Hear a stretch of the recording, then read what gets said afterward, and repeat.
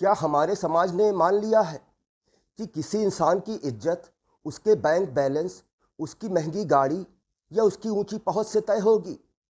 आज की यह कहानी किसी बड़े शहर के रसूखदार घराने की नहीं, बल्कि उत्तर प्रदेश के बरेली शहर की एक ऐसी घटना है जो हमारे भीतर छिपा अहंकार और खोखले सिस्टम के मुंह पर एक करारा तमाचा मारती है।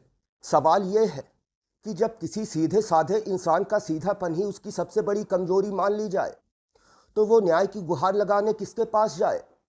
और उससे भी बड़ा सवाल यह है कि क्या होगा जब उसी सीधे इंसान के सब्र का बांध टूटेगा और पूरा प्रशासनिक अमला घुटनों पर आ जाएगा।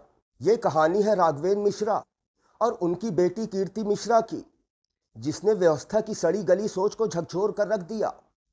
दोपहर के लगभग 1 बजे का समय था और बरेली कलेक्ट्रेट परिसर पूरी तरह छावनी में तब्दील हो चुका था। वहां सूबे के बड़े अधिकारियों की एक गुप्त बैठक चल रही थी, जिसकी वजह से सुरक्षा के बेहद कड़े इंतजाम थे। कड़कड़ाती धूप में हर आने जाने वाले पर पैनी नजर रखी जा रही थी। इसी गहमा गहमी के बीच कलेक्ट्रेट के मुख्य द्वार के पास एक बुजुर्ग व्यक्ति आकर रुके। उनकी उम्र करीब 72 साल थी। बदन पर एक साधारण सा खादी का कुर्ता और पैरों में घिसी हुई चप्पल थी। उनके हाथ में एक पुराना झोला था। वो बुजुर्ग वहां तैनात एक दरोगा के पास गए और बेहद शालीनता से बोले, साहब जरा सुनिए, क्या मैं भीतर जाकर बड़े बाबू से मिल सकता हूं? एक छोटी सी अर्जी देनी थी। दरोगा ने उन्हें सिर से पैर तक बड़ी हिकारत की नजरों से देखा, फिर अपने बगल में खड़े सिपाही की तरफ देखकर ठहाका लगाते हुए बोले, देख रहे हो तिवारी, आजकल ये गांव देहात के लोग भी बिना किसी पहचान के सीधा कलेक्ट्रेट में घुसने का रास्ता ढूंढ लेते हैं। बुजुर्ग ने अपनी नजरें झुका ली और कांपती आवाज में कहा, साहब मैं कोई गलत आदमी नहीं हूं, मैं तो बस अपनी जायज बात कहने आया हूं। दरोगा ने गुस्से में उनकी बात काटते हुए कहा, चलो चलो, ज्यादा ज्ञान मत बांटो, यहां बड़े साहब लोगों की मीटिंग चल रही है और तुम जैसे लोग यहां संदिग्ध हालत में घूम रहे हो। दूसरे सिपाही ने तुरंत उनका हाथ पकड़ा और बिना कुछ सुने उन्हें जबरन पुलिस की गाड़ी में बैठा लिया। ना तो किसी ने उनका नाम जानने की कोशिश की और ना ही कोई कागज देखा। बस उनके साधारण पहनावे को उनका जुर्म मानकर उन्हें सीधे थाने के लॉकअप में बंद कर दिया गया। बुजुर्ग चुपचाप सलाखों के पीछे बैठ गए, पर उन्हें अंदाजा नहीं था कि उनकी एक खामोशी पूरे थाने की किस्मत पलटने वाली थी। थाने के भीतर का माहौल हमेशा की तरह पूरी तरह बेफिक्र था। राघवेंद्र मिश्रा जी को लॉकअप के अंधेरे कोने में बैठे हुए लगभग 3 घंटे से ज्यादा का वक्त हो चुका था। उमस और गर्मी से उनका बुरा हाल था, लेकिन वहां मौजूद किसी भी पुलिस वाले के दिल में उनके लिए कोई सहानुभूति नहीं थी। एक मुंशी ने चाय की चुस्की लेते हुए लॉकअप की तरह देखा और तंज कसते हुए बोला, क्यों बाबा, कलेक्ट्रेट में किस साहब की जेब काटने आए थे या फिर कोई नया तमाशा करने आए थे?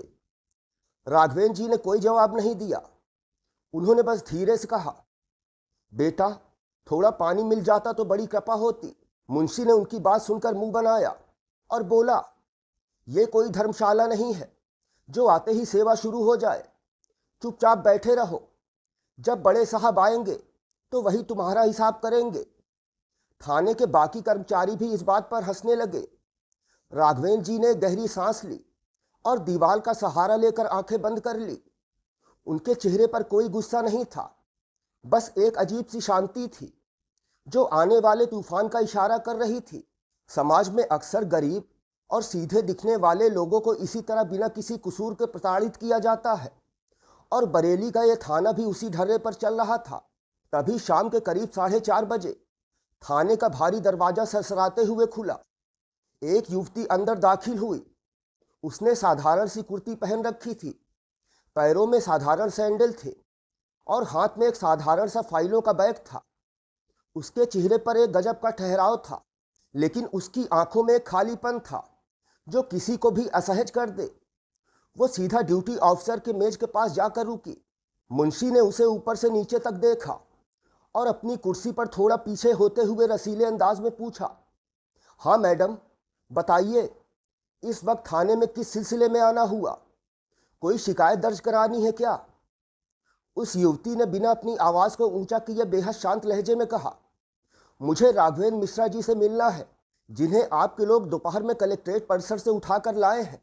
मुंशी ने एक जोरदार ठहाका लगाया और बोला, अच्छा, तो तुम उस बूढ़े की पैरवी करने आई हो? वो तो हवालात में हवा खा रहा है, तुम उसकी क्या लगती हो? कोई रिश्तेदार हो या वकालत झाड़ने आई हो? युवती ने एक पल के लिए मुंशी की तरफ देखा, फिर अपने बैग की जिप खोली और एक छोटा सा पहचान पत्र निकालकर सीधा मेज पर रख दिया। उस पहचान पत्र पर मोटे अक्षरों में लिखा था, कीर्ति मिश्रा, आईएएस, ज्वाइंट सेक्रेटरी, गृह मंत्रालय। मुंशी की नजरें जैसे ही उस कार्ड पर पड़ी, उसके हाथ से चाय का कुल्हड़ छूटकर जमीन पर गिर गया। उसका पूरा शरीर कांपने लगा और मुंह में चबाया हुआ पान गले में ही अटक गया। बगल की कुर्सी पर आराम फरमा रहे थे सब इंस्पेक्टर वर्मा जी, जो अब तक अपने मोबाइल में खोए हुए थे। झटके से खड़े हो गए। उनके चेहरे का रंग पूरी तरह उड़ चुका था। उन्होंने हकलाते हुए कहा, मैडम, आप यहाँ? कीर्ति ने अपने कार्ड को वापस बैग में रखा और मुंशी जी की आंखों में आंखें डालकर कहा, हाँ, मैं यहाँ हूँ, और जिस बुजुर्ग को आप पिछले 3 घंटे से बिना वजह लॉकअप में बंद करके रखे हुए हैं, वो मेरे पिता हैं। ये सुनते ही पूरे थाने में जैसे सन्नाटा छा गया। जो सिपाही अब तक राघवेंद्र जी का मजाक उड़ा रहे थे, वो अपनी जगह पर बिल्कुल सुन्न होकर खड़े हो गए। थाने के प्रभारी इंस्पेक्टर रावत, जो अपने केबिन में आराम कर रहे थे, बाहर की आवाज़ें सुनकर तुरंत दौड़ते हुए बाहर आए। इंस्पेक्टर रावत ने कीर्ति को देखते ही तुरंत सल्यूट ठोका और हाथ जोड़कर बोले, मैडम, हमें बेहद खेद है, ये एक बड़ी गलतफहमी हो गई। हमारे लड़कों को बिल्कुल अंदाज़ा नहीं था कि वो आपके पिताजी हैं। कलेक्ट्रेट की सुरक्षा को लेकर दबाव बहुत ज़्यादा था, इसलिए उन्हें पूछताछ के लिए लाया गया था। कीर्ति ने इंस्पेक्टर रावत की तरफ देखा और बहुत ही शांत लहजे में पूछा, गलतफहमी? क्या इस देश के कानून में लिखा है कि अगर कोई इंसान साधारण कपड़े में अपनी अर्जी देने आए तो उसे संदिग्ध मानकर सीधे हवालात में डाल दिया जाए? रावत के माथे से पसीने की बूंदें टपकने लगी। उन्होंने कांपती आवाज में मुंशी से कहा, जल्दी करो, लॉकअप की चाबी कहाँ है? बाबा को तुरंत बाहर निकालो। कीर्ति ने उन्हें रोकते हुए कहा, ठहरिए, ताला खोलने की इतनी जल्दी मत कीजिए। पहले मुझे यह बताइए, मेरे पिता का अपराध क्या है? क्या पुलिस सिर्फ पहनावे को देखकर अपराधी की सूची तैयार करती है? पूरा थाना अब अदालत में बदल चुका था। जहां एक बेटी अपने पिता के सम्मान के लिए पूरे सिस्टम को कटघरे में खड़ा कर चुकी थी। लोहे का भारी दरवाजा जब खड़खड़ाहट के साथ खुला तो राघवेंद्र मिश्रा जी धीरे धीरे अपने कमजोर पैरों पर खड़े हुए। उनके कुर्ते पर लॉकअप की धूल लगी थी और चेहरे पर थकान साफ दिख रही थी। जैसे ही उन्होंने सामने अपनी बेटी कीर्ति को देखा, उनकी बूढ़ी आंखों में आंसू आ गए। कीर्ति बिना एक पल गवाए सीधा लॉकअप के भीतर गई और अपने पिता का हाथ थाम लिया। उसने अपनी चुन्नी से उनके चेहरे का पसीना पोंछा और बोली, बाबूजी, आप बिल्कुल फिक्र मत कीजिए, आपकी बेटी आ गई है। अब आपको यहाँ 1 मिनट भी रुकने की जरूरत नहीं है। राघवेंद्र जी ने कीर्ति के सिर पर हाथ रखा और धीमी आवाज में बोले, बेटा, मैंने इनसे बहुत कहा कि मुझे पानी दे दो और मेरी बात सुन लो, पर इन्होंने मेरी एक नहीं सुनी। उसने तुरंत घूमकर इंस्पेक्टर रावत की तरफ देखा। रावत और उसके सिपाही अपनी नजरें नीचे झुकाए खड़े थे। कीर्ति ने कड़े लहजे में कहा, मिस्टर रावत, आपकी पुलिस का एक चेहरा देखकर मुझे आज अपनी सर्विस पर शर्म आ रही है। जहां एक बुजुर्ग को पानी तक के लिए तरसाया जाता है। इसी बीच किसी ने इस पूरी घटना की भनक स्थानीय मीडिया को दे दी। देखते ही देखते थाने के बाहर दर्जनों कैमरामैन और रिपोर्टर इकट्ठा हो गए। हर तरफ एक ही खबर आग की तरह फैल गई। पुलिस ने गृह मंत्रालय की एक सीनियर आईएएस अधिकारी के पिता को अवैध रूप से हिरासत में रखा है। कैमरे की लाइटें चमकने लगी और रिपोर्टर चिल्लाने लगे, मैडम, क्या पुलिस ने आपके पिता के साथ बदसलूकी की? क्या आप इस मामले में कोई कड़ी कार्रवाई करने जा रही हैं? कीर्ति ने मीडिया के सामने आकर बेहद साफ शब्दों में कहा, यह लड़ाई सिर्फ मेरी या मेरे पिता की नहीं है। यह लड़ाई उस सोच की है जो आम जनता को कीड़े मकोड़े समझती है। पुलिस ने आज जो किया, उसका जवाब अब उन्हें कानून के दायरे में ही मिलेगा। कीर्ति ने तुरंत राज्य के डीजीपी और बरेली के कमिश्नर को सीधा इस घटना की रिपोर्ट भेजी। थाने का पूरा माहौल अब पूरी तरह बदल चुका था और आरोपी पुलिस वाले अपनी नौकरी बचाने के रास्ते ढूंढने लगे थे। रात के करीब 8 बज चुके थे लेकिन कलेक्ट्रेट और उस थाने में हड़कंप मचा हुआ था। कमिश्नर आलोक कुमार खुद अपनी गाड़ी से सीधा थाने पहुंचे। उनके साथ जिले के कप्तान भी मौजूद थे। कमिश्नर ने आते ही सबसे पहले राघवेंद्र मिश्रा जी को प्रणाम किया और उनसे माफ़ी मांगते हुए कहा, मिश्रा जी, हमारे महकमे के कुछ लोगों की वजह से आपको जो कष्ट हुआ उसके लिए हम बेहद शर्मिंदा हैं। इसके बाद कमिश्नर ने इंस्पेक्टर रावत और उस मुंशी की तरफ रुख किया। उनकी आवाज़ में भारी गुस्सा था। कमिश्नर ने कड़े शब्दों में कहा, तुम लोगों को वर्दी जनता की सुरक्षा के लिए मिली है, ना कि अपनी ताकत का रौब दिखाने के लिए। एक सम्मानित और बुजुर्ग नागरिक के साथ इस तरह का अमानवीय व्यवहार बर्दाश्त नहीं किया जाएगा। कीर्ति वहीं खड़ी थी। उन्होंने कमिश्नर से कहा, सर, मैं चाहती हूं कि इस मामले की जांच किसी बाहरी अधिकारी से कराई जाए, क्योंकि यहाँ के स्थानीय अधिकारी इस मामले को दबाने की कोशिश कर सकते हैं। कमिश्नर ने तुरंत हामी भर दी और जांच का जिम्मा एक विशेष टीम को सौंपा गया। लेकिन ट्विस्ट तब आया जब निलंबित होने के डर से उस दरोगा ने, जिसने राघवेंद्र जी को पकड़ा था, एक नया पैंतरा खेला। उसने अपने बयान में लिखवाया कि राघवेंद्र जी के झोले में कुछ संदिग्ध कागजात थे, जिसकी वजह से उन्हें सुरक्षा के लिहाज से यहाँ लाया गया था। वो अपनी गलती मानने के बजाय बुजुर्ग पर ही आरोप लगाने की कोशिश कर रहा था। जब कीर्ति को इस बात का पता चला तो उसने मुस्कुराते हुए कहा, अच्छा, तो मेरे पिताजी के झोले में संदिग्ध सामान था। चलिए अभी इसी वक्त सबके सामने उस झोले की तलाशी ली जाए। कमिश्नर की मौजूदगी में जब राघवेंद्र जी के उस पुराने झोले को खोला गया तो उसमें से कुछ भी संदिग्ध नहीं निकला। उसमें से सिर्फ बरेली के पुराने सरकारी स्कूल के बच्चों की कुछ कापियाँ, 2 पुरानी किताबें और एक टूटा हुआ चश्मा था। दरअसल राघवेंद्र जी सालों से गरीब बच्चों को मुफ्त में किताबें बांटने और उन्हें पढ़ाने का काम करते थे। उस झोले की सच्चाई देखकर वहां मौजूद हर शख्स की आंखें शर्म से झुक गईं और दरोगा का झूठ पूरी तरह बेनकाब हो गया। इस खुलासे के बाद मामला और भी ज्यादा गंभीर हो गया। जो पुलिस वाले अब तक खुद को बचाने के लिए झूठी कहानियां गढ़ रहे थे, वो पूरी तरह फंस चुके थे। कमिश्नर आलोक कुमार ने एक पल की देरी किए बिना inspector Rawat, sub inspector Verma, Munshi Tiwari और उस दरोगा को तत्काल प्रभाव से निलंबित कर दिया गया। इसके साथ ही उन सभी के खिलाफ विभागीय जांच और कानूनी कार्रवाई के आदेश भी जारी कर दिए गए।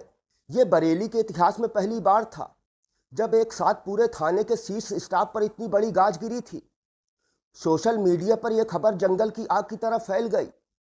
लोग राघवेंद्र जी की सादगी भरे जीवन और कीर्ति के इस कड़े कदम की तारीफ करने लगे। एक तस्वीर इंटरनेट पर खूब वायरल हुई जिसमें कीर्ति अपने पिता का हाथ थामकर उस पुलिस स्टेशन से बाहर निकल रही थी। लोगों ने लिखा कि असली पावर महंगी गाड़ियों में नहीं, बल्कि अपने माता पिता के सम्मान की रक्षा करने में है। लेकिन कहानी में एक और मोड़ आना बाकी था, जिसने इस पूरी घटना को एक अलग ही दिशा दे दी। अगली सुबह राज्य सरकार के गृह विभाग से एक विशेष नोटिस जारी हुआ।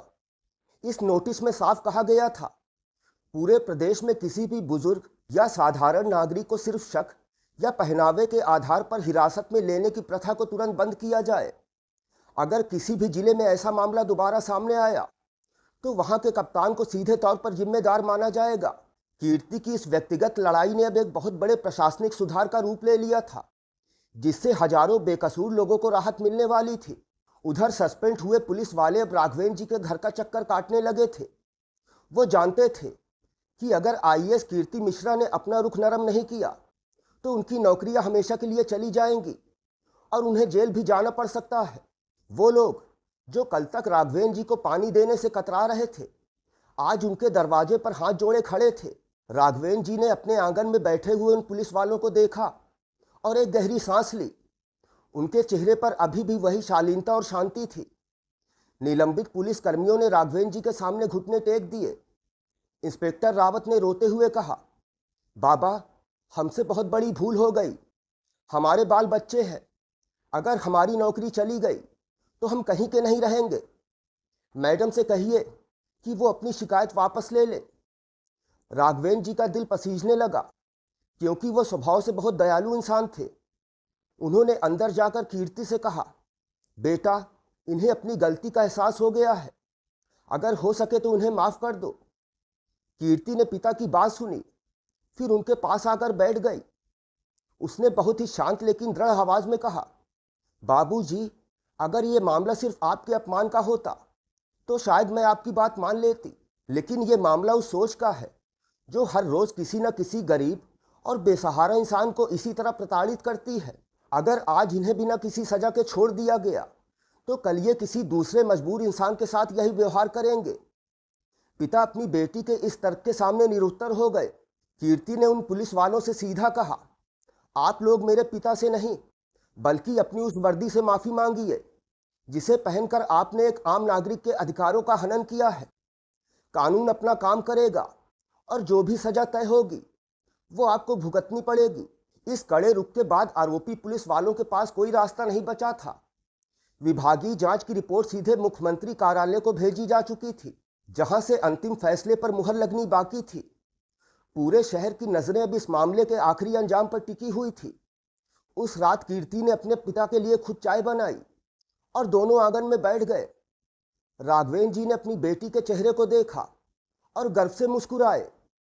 उन्होंने कहा, कीर्ति, आज मुझे महसूस हो रहा है कि मेरी बरसों की तपस्या सफल हो गई है। मैंने तुम्हें इस काबिल इसलिए बनाया था ताकि तुम समाज में न्याय की मसाल बन सको। कीर्ति ने अपने पिता के पैर छुए और बोली, बाबूजी, ये सब आपकी दी हुई सीख का ही नतीजा है।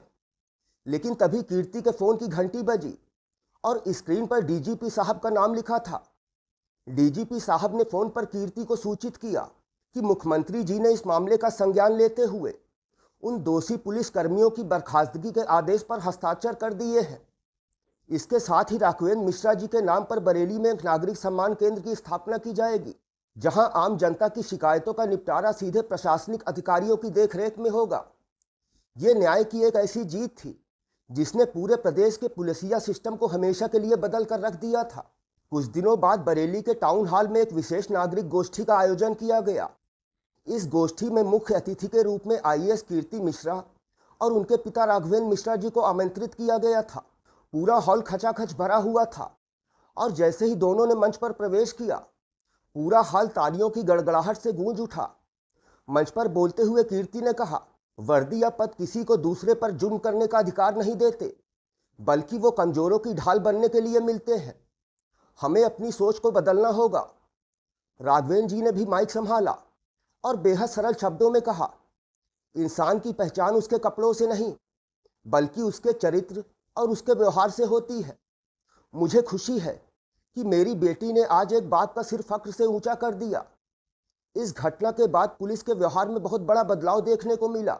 अब थाने पर आने वाले हर साधारण व्यक्ति को पूरा सम्मान दिया जाता है। थाने की मुख्य दीवार पर बड़े अक्षरों में लिखवा दिया गया है, जनता की सेवा ही हमारा परम कर्तव्य है।